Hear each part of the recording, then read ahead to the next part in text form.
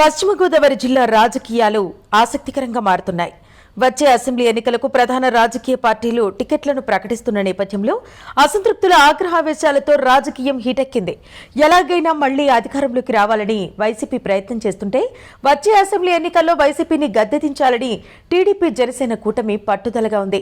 ఈ క్రమంలో పశ్చిమ గోదావరి జిల్లా ఆచంట రాజకీయాలు ఇప్పుడు మరింత ఆసక్తికరంగా మారాయి.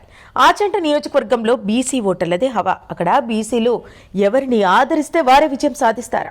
2019 అసెంబ్లీ ఎన్నికల్లో చెరుకువాడ శ్రీరంగనాథరాజు వైఎస్సార్ కాంగ్రెస్ పార్టీ నుండి విజయం సాధించి ప్రస్తుతం ఎమ్మెల్యేగా కొనసాగుతున్నారు. వచ్చే ఎన్నికల్లో కూడా చెరుకువాడ శ్రీరంగనాథరాజు వైఎస్సార్ కాంగ్రెస్ పార్టీ నుంచి ఎన్నికల బరిలోకి దిగనున్నారు. అయితే వైసీపీలో కొందరు నుండి ఆయనపై వ్యతిరేకత వ్యక్తమవుతున్నట్టు సమాచారం. ఇక మరోవైపు తాజాగా టీడీపీ జనసేన పొత్తులలో భాగంగా ఆచంట నియోజకవర్గం నుండి ఉమ్మడి అభ్యర్థి పితాని సత్యనారాయణకు మళ్లీ అవకాశం కల్పించారు. ఆయనకు స్థానికంగా మంచి పేరు ఉండటంతో స్థానిక ఎమ్మెల్యే శ్రీరంగనాథరాజుపై ఉన్న వ్యతిరేకత తమకు కలిసి వస్తుందని టీడీపీ భావిస్తోంది. బీసీ సామాజిక వర్గానికి చెందిన పితాని సత్యనారాయణకు ప్రజల నుండి మద్దతు లభిస్తుందని భావిస్తున్నారు. అయితే ఇక్కడ జనసేన నుండి టికెట్ ఆశించి భంగపడిన చేగుండి సూర్యప్రకాష్ పితాని సూర్యనారాయణకు సహకరిస్తారా లేదా అన్నది భవిష్యత్తులో తేలనుంది.